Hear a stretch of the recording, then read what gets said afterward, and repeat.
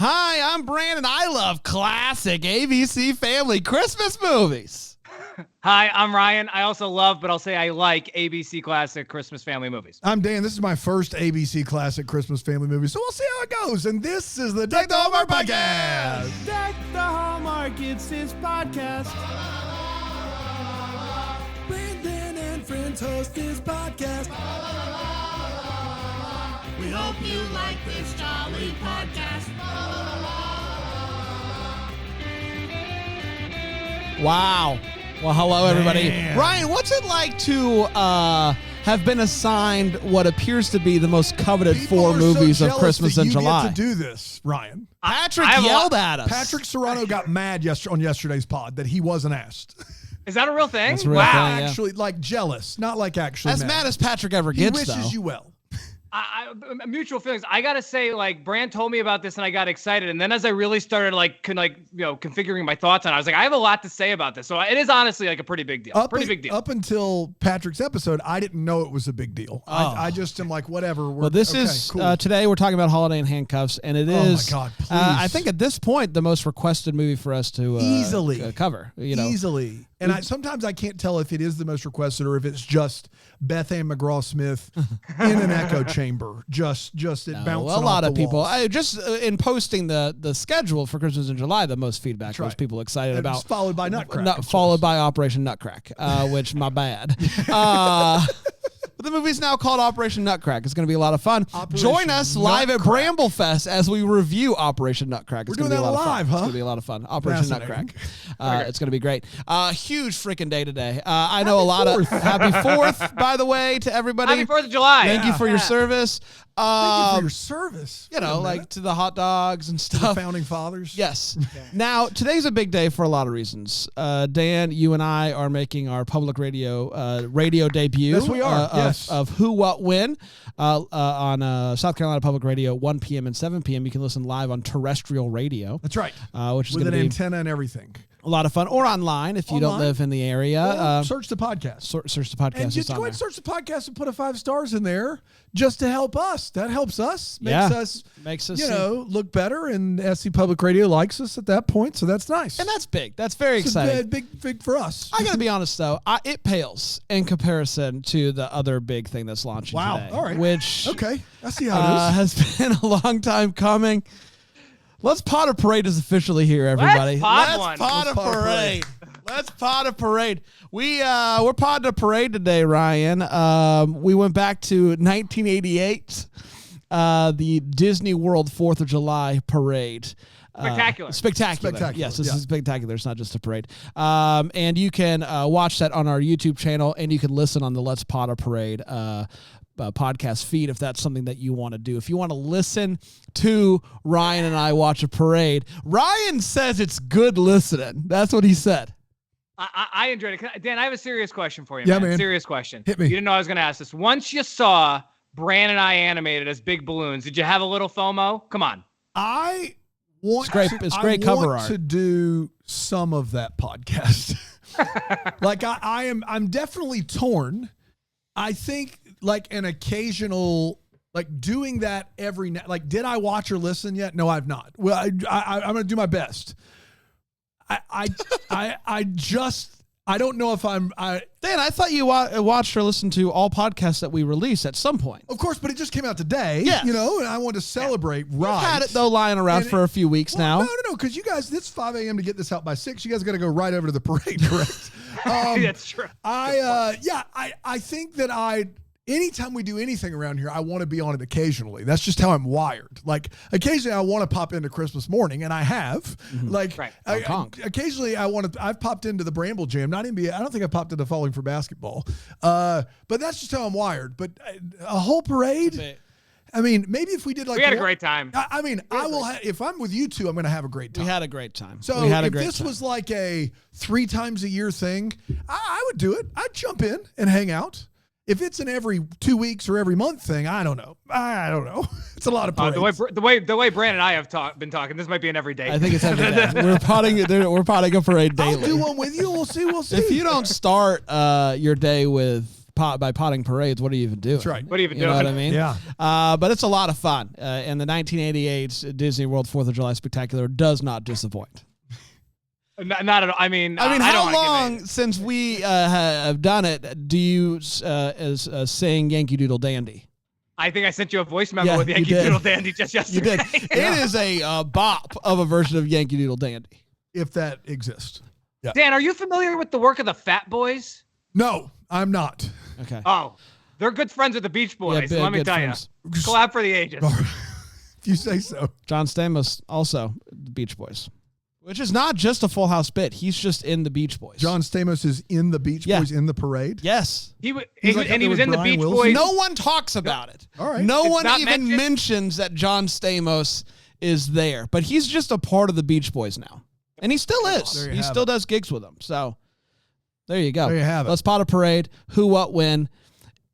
There's What a day. There's What a a hot day. dog eating contest. It doesn't matter We really picked as a much day anymore. Where people traditionally don't listen to anything podcast wise, and we're like, what if we launched all the things? Everything. It's a blitz. Most popular requested, new pod, new radio show. That's right. Yeah, no. Yeah. Of It's course. it's a blitz, and thanks for letting us be a part of it, or just listen to any of them We did the tomorrow, blitz. We're not a part Saturday. of it. We are It's the not going away. You can listen whenever.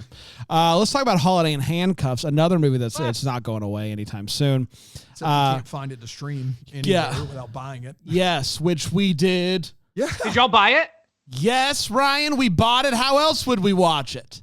I've owned it on physical media since 2008. Yeah, so. if we I owned it didn't on physical if we media. didn't buy it, if we didn't watch it on physical media, how else could we have, Ryan? It is surprise. Oh well, yeah. I mean, listen, I'm not here to talk about anything nefarious. No.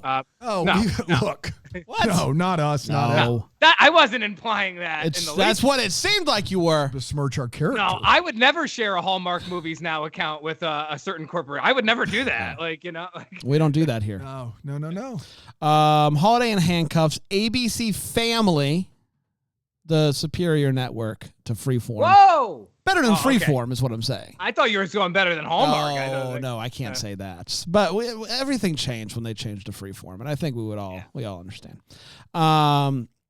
December 9th, 2007 is when it premiered on that network, and it went a little something like this. The movie kicks off with Trudy driving down the road, informing us that she's not crazy. She picks up some dude on the side of the road, and he's grumpy. He hates her. He calls her crazy. Flashback to 18 hours earlier. Trudy is trying to get ready to go meet with to have a job interview with a family friend because her parents think that it's time for her to get her life together. But she's a big old mess. She's got her hair in curls for too long.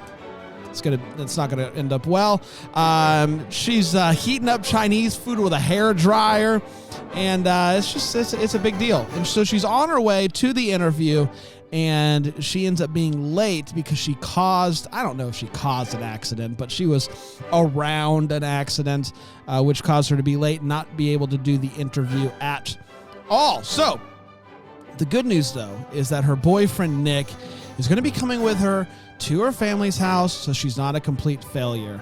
Except, he breaks up with her. He's not going to come. Hi, Benjamin Ayers, by the way. Yeah, Benjamin Ayers. Shout out. Benjamin Shout out, Benji.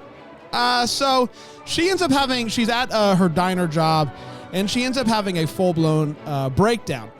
When David Martin, the random guy from the beginning of the movie, he walks in. He's a customer here at this diner, at this here establishment, and she's deciding what am I going to do? How am I going to talk to my family? And so she just decides to kidnap this guy and make him act like her boyfriend.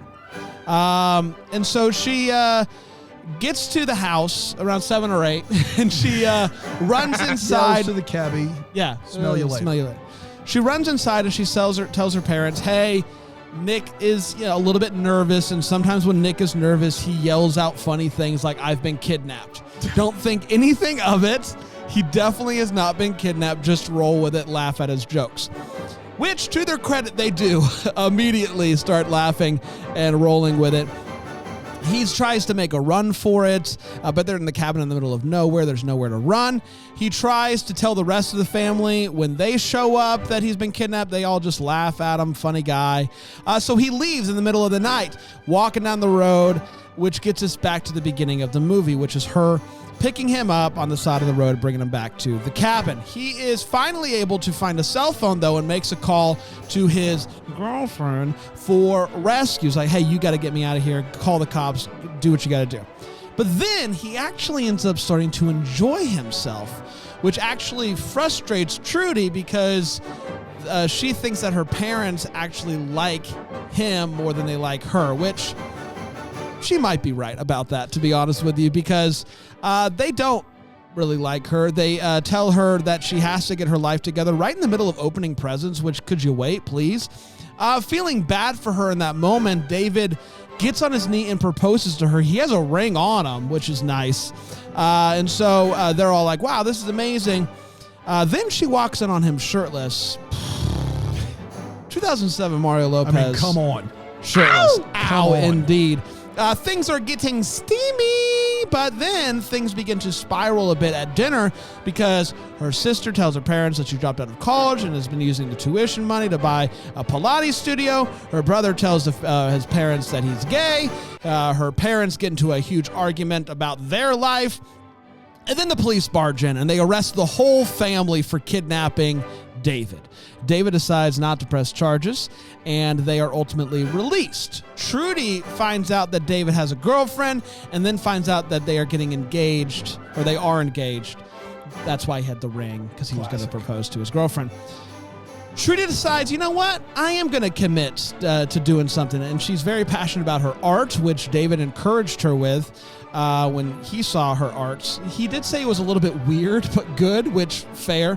And she gets accepted to a new artist exhibit. Her whole family ends up showing up despite her not wanting them to, but they're really supportive about her doing her art. And she is shocked to find out that one of her pieces sold during the show. As she goes to leave, she is kidnapped by David. David blindfolds her, takes her to a nearby building. She's like, this is weird. He tells her that he bought this building. He's going to make it into a architecture art studio. He says a lot of words back to back. I don't know. He wants to graduation. It's a risk-free graduation.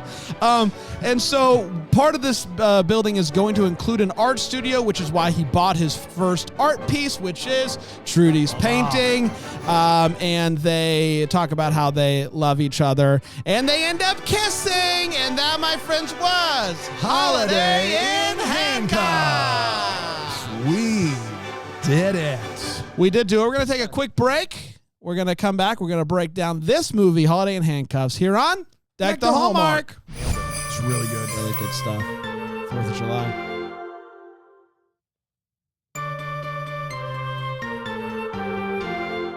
Do you got an eater in the hunt here, Ryan, that you're cheering for today? An the hot eater in the hunt. An eater in the hunt. It just doesn't feel the same. No. You know? Yeah, I'm all in on Labor Day though. Yeah. You know, like we're all getting all together eyes to on pod Labor that. Day. Aren't We're potting the hot dog contest. We're doing that grill live out. and then a post show. Yeah, full thing. Let's go with Badlands Booker. He's always around.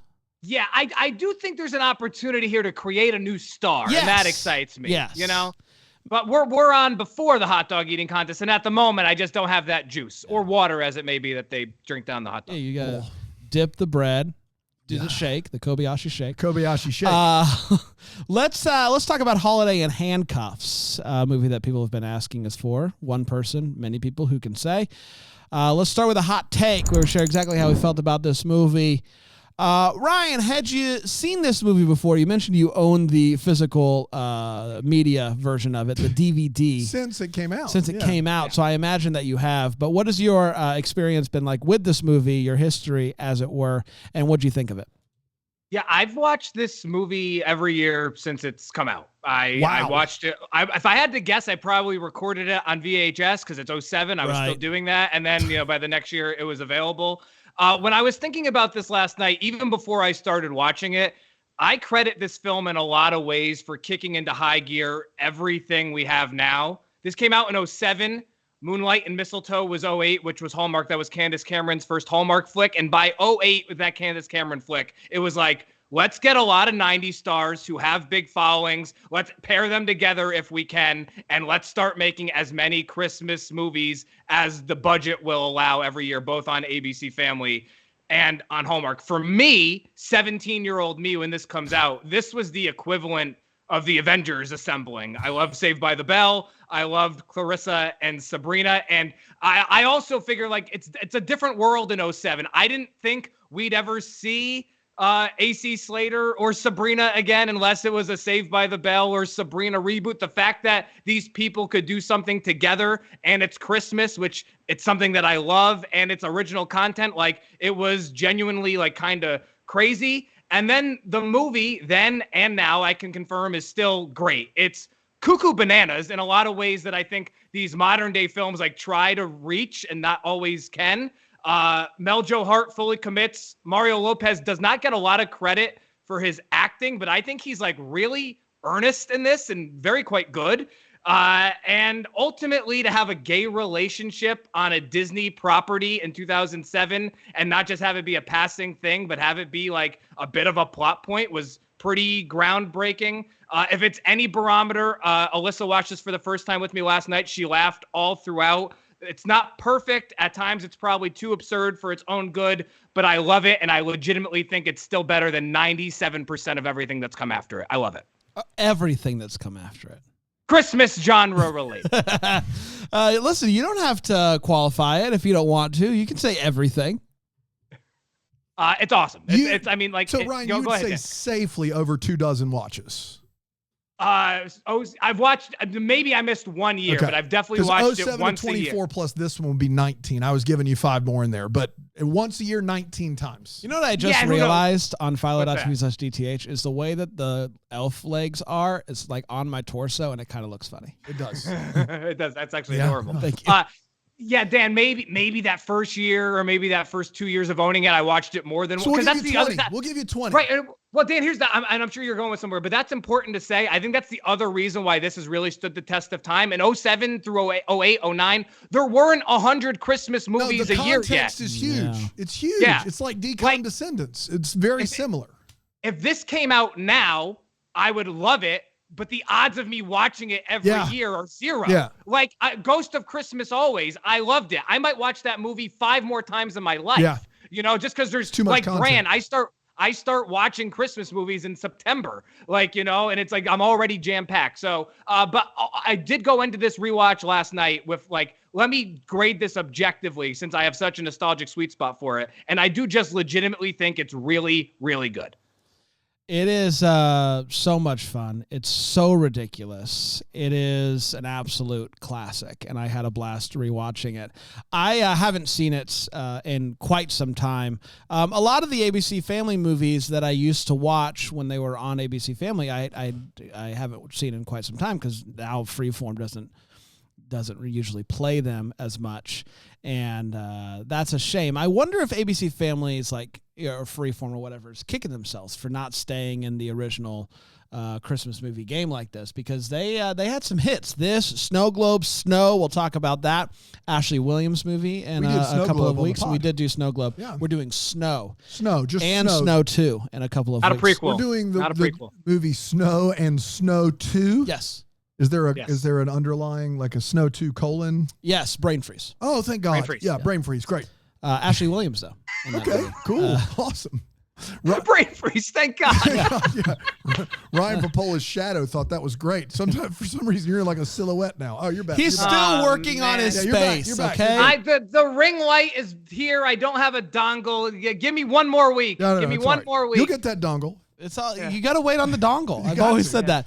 No, I had a blast rewatching this movie. There's part of it that's just like, I don't know, like what they were thinking with certain running gags. Specifically the gas station attendant, which I'll talk about during the Wait What. My gosh. For the most part, a really wacky, wonderful movie. And I agree. I felt like Melissa Joan Hart and Mario Lopez at this point in their Christmas movie career To say that they're just, they're showing up and they're doing their yearly Christmas movie over at Lifetime or wherever it may be, would be putting it lightly. They're not revolutionizing the game. This movie, I felt like they actually did some performances, and it was what a wild time it was in 2007. It was so much fun to go back and watch this movie. Thoroughly enjoyed it. Dan, you'd never seen it before. Never seen it. Thoughts? Holiday in Handcuffs. Yeah, this is just okay for me, and I know that everyone collectively is screaming, and I get that. But let me explain myself. I will say that context is important. If this is the movie that launched 1,000 ships, so to speak, I understand that. It makes sense. I think Melissa Joan Hart, Mario Lopez have great chemistry, and they're wonderful together. And this movie is wait what proof because it is so crazy, and every time you think it's going to settle in, it becomes just more screwball, more absurd. And I did laugh at moments of this movie, and I appreciated the chemistry of the movie. And this is my favorite Melissa Joan Hart anything by a mile. But this movie does belong in a very, very, very weird, and I can't actually think of another title, but I know I've seen other movies like this, sub-niche of movies where our lead does something completely wrong.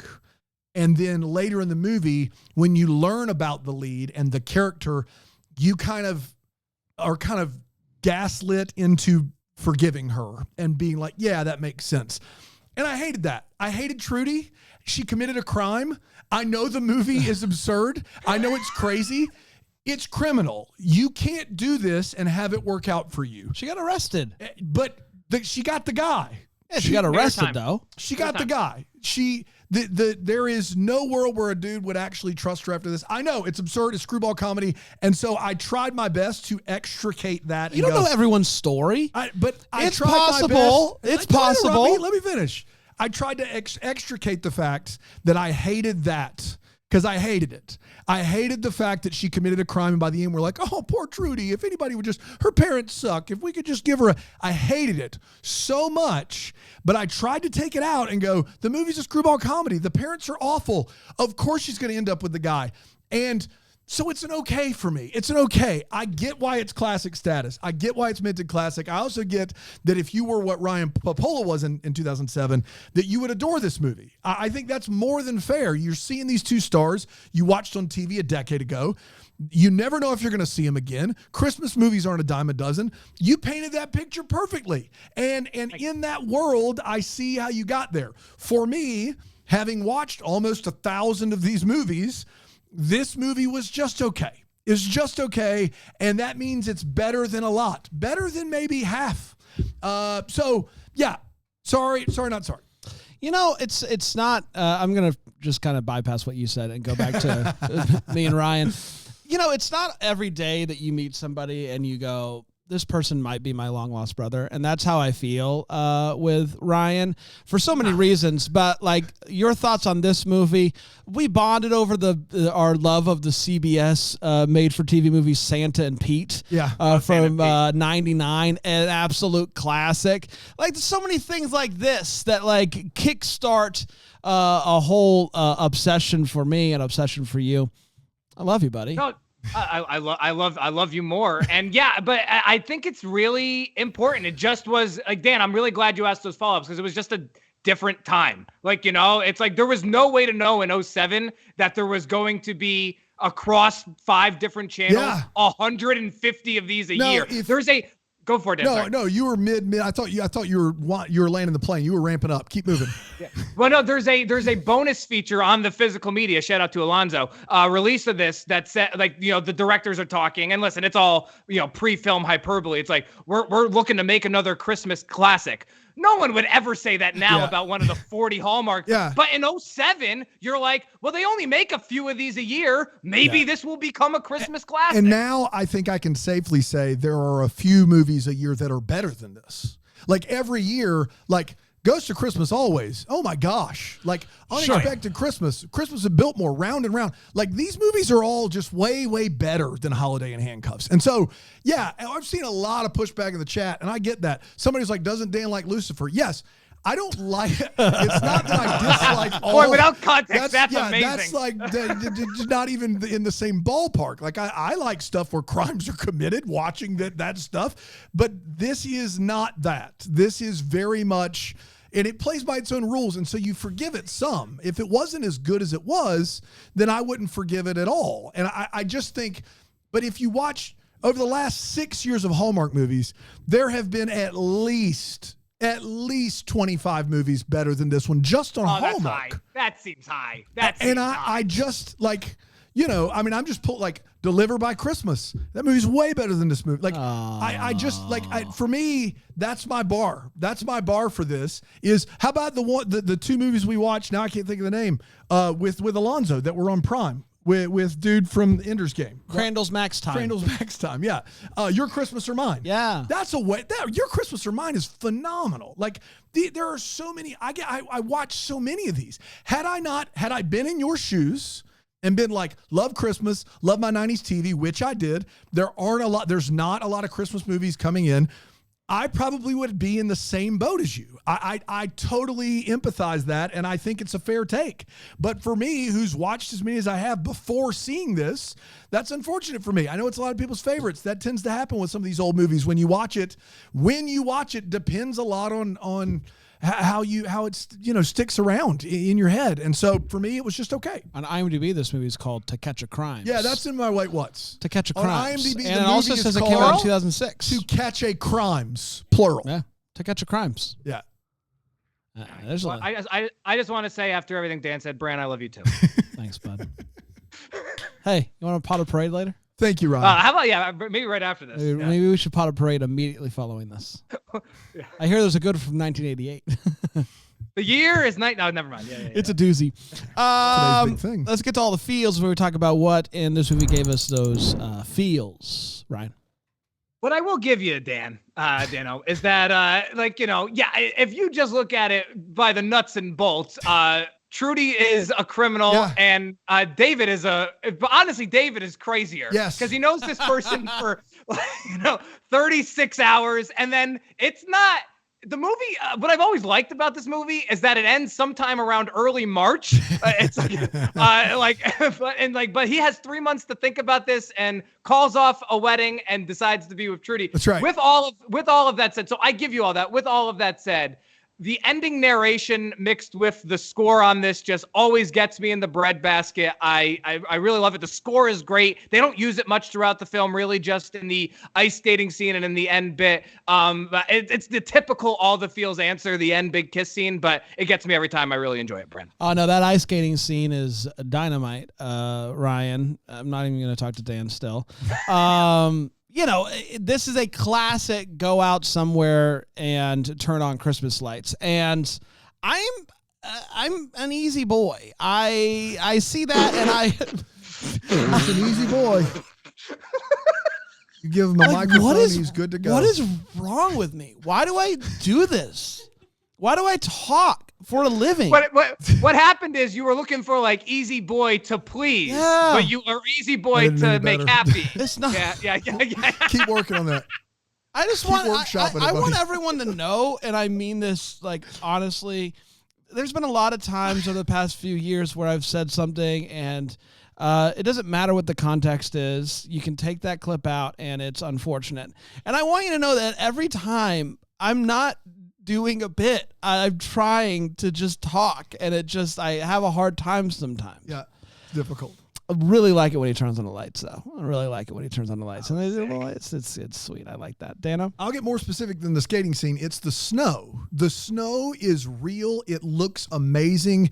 It feels cold in this movie, and I know in 2007 that was probably a prerequisite to make a movie about Christmas. But the flip side of having done this and watching this for the first time is I really appreciate the fact that it feels Christmassy and feels cold. That was huge, and we don't ever get that these days. So there you go. Let's take a quick break. We'll come back and we'll do Wait What? We'll see if we could pull any from this film. Here on Deck the Hallmark.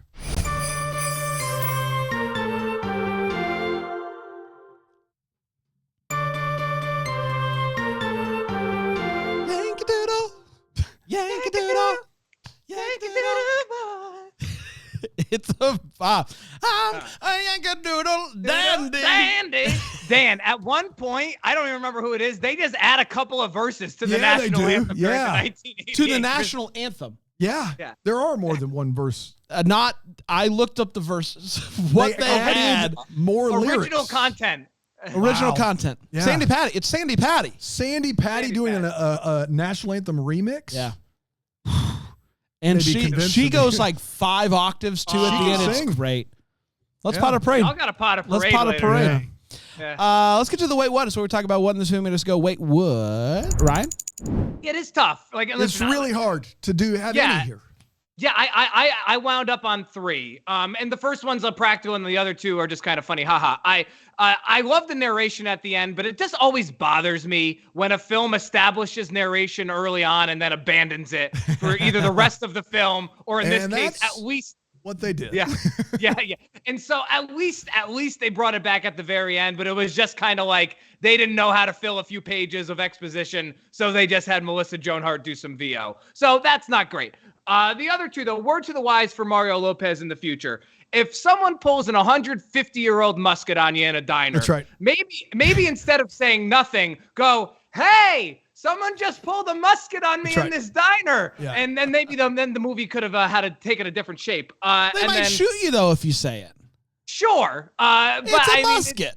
It's a musket. And if they miss, you're good to go. They also, he's the easiest person in the world to kidnap. There's just no question about it. Easiest. Yeah. I do think when it comes to muskets, you should call the bluff. Yes. I think if somebody pulls a musket, you're like, no, you won't. That's a new rule of thumb. Yeah. If it's a musket, call the bluff.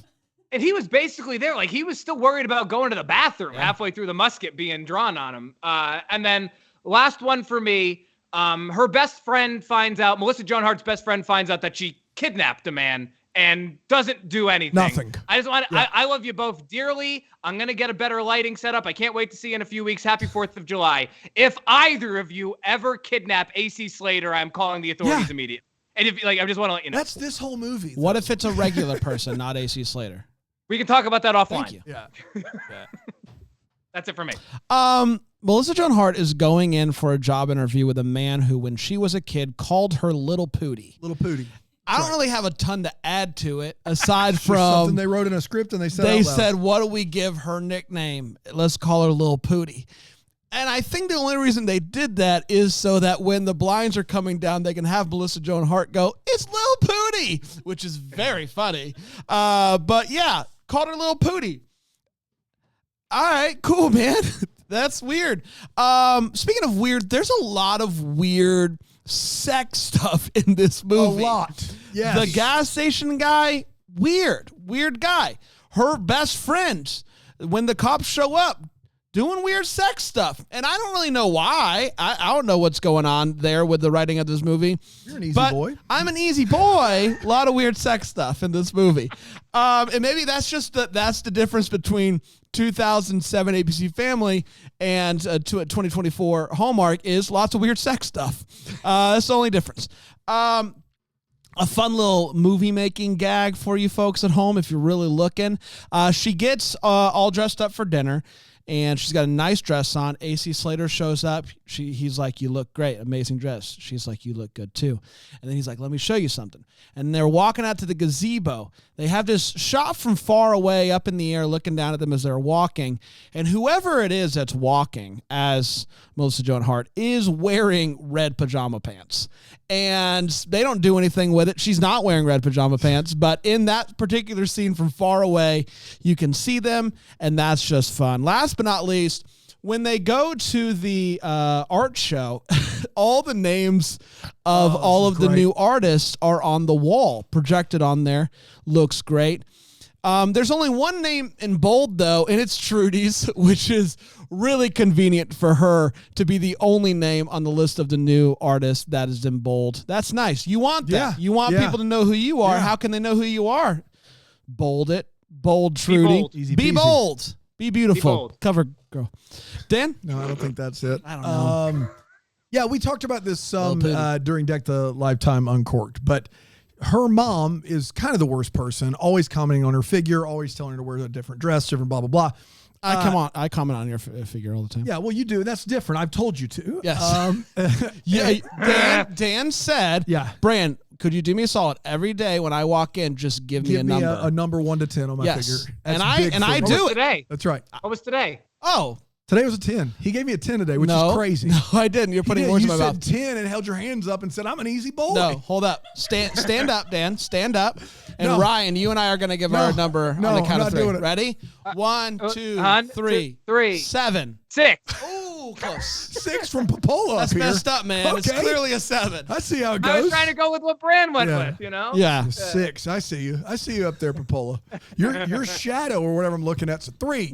I got him. So Being a real little pooty about we this. talked about this on Deck the Lifetime Uncorked, but her mom, who's the worst person, is also doing a formal Christmas dinner in a cabin with just family, and that makes her the worst person. Like when you go over to your family's house for dinner, you want to relax. Like, have you ever had this, Ryan? Like there's a seating chart for this dinner. Her mom says there are seating arrangements for this dinner. You go over to I know your family's close. They get together for stuff. Do you have a dress up?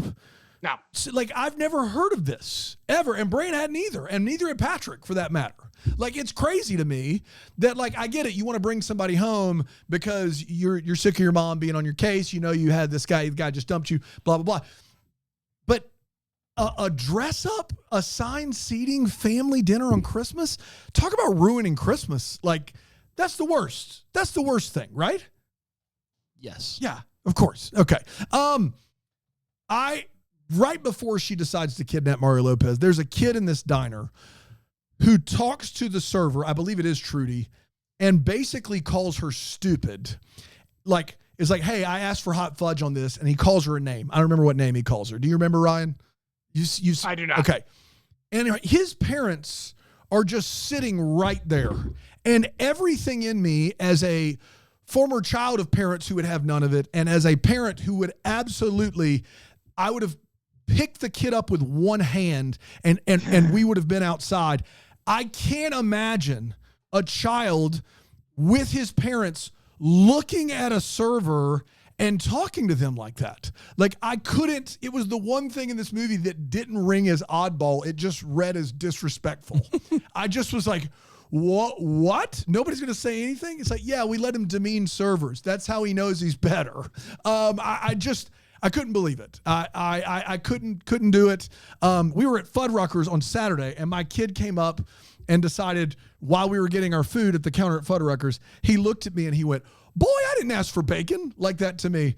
I did not take the food from the counter. I lifted my child up, put him on my hip, and walked away and sat him down in private to talk to him. Like, the idea that this guy can just call servers names is crazy. Am I wrong there? Right. That's interesting because we have tape of you. I think you said "attaboy" when your kid did that. So whatever you want to tell the people is fine. Great. But I do want to put it on the record. Interesting tape. "Attaboy." Interesting tape that we had. He was calling me boy, so I don't know why I would say "attaboy." Yeah, because it's fun. Ryan mentioned this earlier, but she's pointing an actual gun at him, a gun that has not been made in a century. It is the ultimate wait what of this movie. And then she fires it in between his legs, and he still ends up with her at the end of this movie. That's right. Like he couldn't be better about this. He is above and beyond great about this. And my last question is, and maybe I missed it. So I'm glad you've seen it 20 times.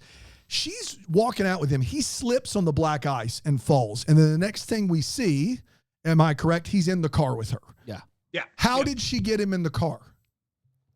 What happened? He was out cold. She, by herself, she lifted Mario Lopez into the car. She called Salem. She's a witch. Called Salem the cat. She's a witch. Yeah, she called Salem the cat. Because she called Salem the cat. That's it. Thank you. She's a witch. I knew you guys would know. You know. She was a teenage witch, so she's learned a lot. This gas station worker should never be in any movie. I like the rest of this was fun. Like the movie's really horny. It's a fun thing. Like when Mario Lopez is getting out of the shower and she's in there and he's like, "Do you want to take a shower?" Like stuff you wouldn't see in a Hallmark movie today. Or like when they catch the best friend. All of that fun above board. This gas station employee has to be arrested. Like he is in his own universe with what he's saying.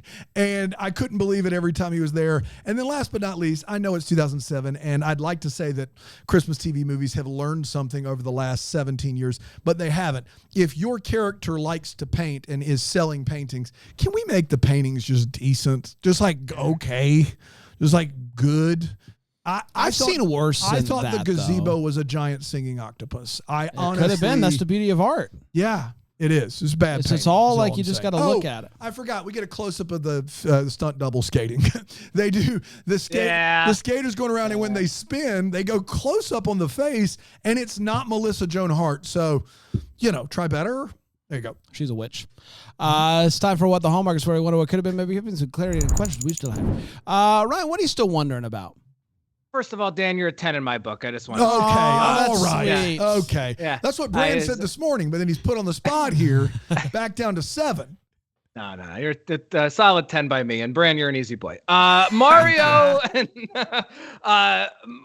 Bran, you mentioned this earlier. Mario and Mel Joe have teamed up for a Christmas project. Since I know it wouldn't be simple, I don't know who owns the rights to this. I don't know what Freeform is doing, but yeah, give me a 90-minute making of. You want a collector's item box set. That's what you want. Yeah. I'm surprised a sequel to this hasn't happened. And honestly, I only landed on this because I didn't have any other anything else that fit in this category. But given how beloved it is, at least by one person in our little Facebook group, I'm surprised it's never happened.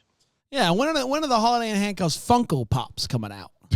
I mean, we're a little behind on those. Yeah, we got Jingle All the Way a couple years ago, so don't rule it out. Oh, yeah. Need a spot in your how's your glass case going? I just realized the other day that I'm going to be able to have room for most of my Christmas stuff, but there's going to have to be a big reorg. Maybe that's a vlog in a couple months. Who knows? It's going to be a big reorg. I love that. Yeah. I just... You guys are mocking that? I'm not mocking it at all. Absolutely, we would never. Serious. Dan, I'm going to bring you back down to a 6 if you're not careful, I don't man. live for your approval. But you called me a 10. I want you to know, Ryan, that if I had the money to, and it's probably, I'm protecting myself, I would be a collector. Like I could very easily see myself being a collector if I had, if I let myself give into those desires. You kind of are. Christmas stuff, you kind of are. Yeah. I'm an easy boy. At the beginning of this movie, she is heating up Chinese food with a hairdryer. And I just want to know how long that would take. If push came to shove, microwave wasn't working, you want to heat up your Chinese. A certain temperature. Is it possible? Is it possible to heat it up? How much? Because she does it for 2 seconds and then she dives in. That's clearly not enough time. It's just getting the cold off of it. Thank you. But how long would it take, you think, to get it to a comfortable temperature or a desired temperature to eat Chinese food? I don't know, but I would like to find out. So Bill Nye, the science guy, maybe he can let us know. Bill. Dan? Yeah, mine was already said, but IMDb has this movie listed as To Catch a Crimes, plural. To Catch a Crimes. And I just want to know what happened there. To Catch a Crimes. I want to know how we got there. Are we missing something? Are we? Is it like a pun that we're not understanding? To catch a crimes. I don't know. I don't know what happened. It's like somebody translated it into another language and translated it back. That's all I can gather. So maybe even to catch a crime wouldn't make any sense. Yeah, but To Catch a Crimes makes less sense. Maybe it's, maybe it is a translation gone wrong, and it's like the fact that handcuffs is plural. Yeah. Maybe in the translation, crimes became plural. To Catch a Crimes, everybody. To Catch a Crimes. We did it, everybody. Congratulations. So much fun talking about A Holiday in Handcuffs, and also so much fun today doing a little Who, What, When on South Carolina Public Radio, doing a little Let's Pod on a Parade. Yes, sir. Very fun day. Yes, sir. We're going to be back next week with The Mistletones. The Mistletones. Missile/tones. Yeah. Have you seen it? I've never seen it. No. We went from 20 times. I've seen Holiday in Handcuffs and Mistletones a combined 20 times. There it is. Good. Yeah. Me too. Nope. Just the second one. 0. Yes, Aaron, you can say something. Sure. You want to talk about owning physical media? I own the soundtrack to the Mistletones. Wow. There's a soundtrack? Man, it's got to be about 2012. So Right. maybe like one of the last ones That's the year you before and I met, Bran. transitioning to Freeform. Yeah, that was a good year. Right. When did they transition to Freeform? Not until I think like 18 or 19. It's been a No, while. no, sir. No, it's been because before we that. went to No, ATX we went to Festival. ATX in 16, we saw that weird and show. it was Freeform. I think it was in 16. 'Cause Really? I think Freeform was a new channel. That was in 16. it was that weird camp show. Yeah. Camp Summer of Dead. Summer of Death, something like that. Freeform used to be called ABC Family. 16. 16. Yeah, it was the year Wow, it how came about out. that? Yeah, they were handing out a bunch of free things. Yeah, that was fun. All right, everybody, we're gonna be back next week with that. We'll be back tomorrow with Decom Descendants right here on the Deck the Hallmark feed because just so happened to be covering Ultimate Christmas Present this week. So we're going to continue some Christmas in July with Ultimate Christmas Present. Until then, maybe we're the first to wish you a Merry Christmas. Deck the Hallmarks of Bramble Jam podcast is produced by Aaron Shea. For more information on Deck the Hallmark, you can go to deckthehallmark.com. For more information on the Deck the Hallmark family, you can go to bramblejamplus.com. Deck the Hallmark is presented by Philo TV. For a free trial of Philo, go to philo.tv/DTH.